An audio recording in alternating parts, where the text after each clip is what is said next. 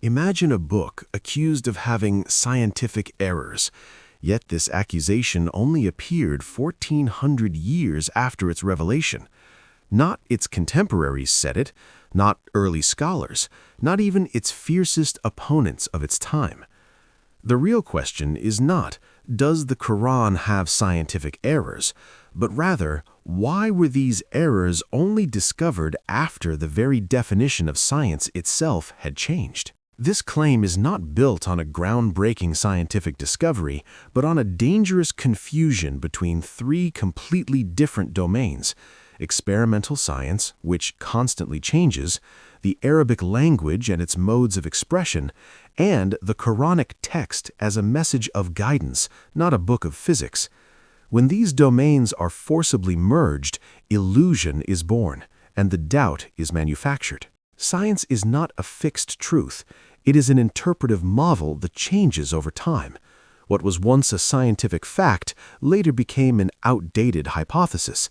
The atom was once indivisible, then it was divided. The universe was once static, then it expanded. Time was once absolute, then it curved. So the logical question remains, how can a fixed text be judged by shifting scientific standards? The Quran never presented itself as an experimental reference. It never claimed to be a book of medicine nor a manual of astronomy. Instead, it stated clearly, guidance for mankind. It addresses the human being, not the laboratory.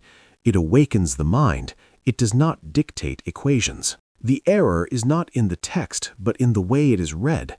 The Quran uses a human language, understandable across generations, sensory expressions that bring meaning closer, and mental images that speak to the shared human experience.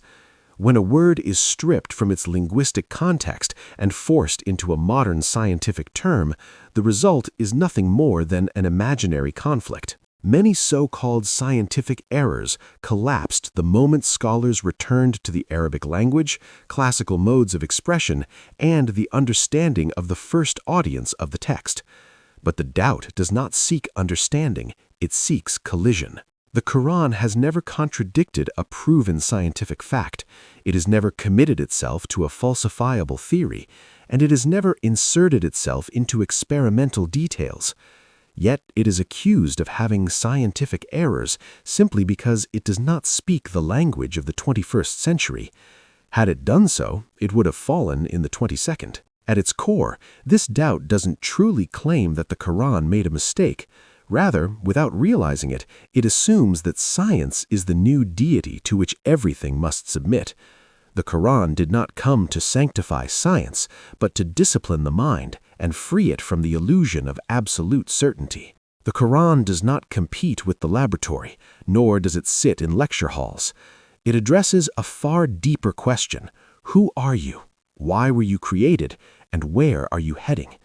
Whoever errs in framing the question will inevitably err in the judgment.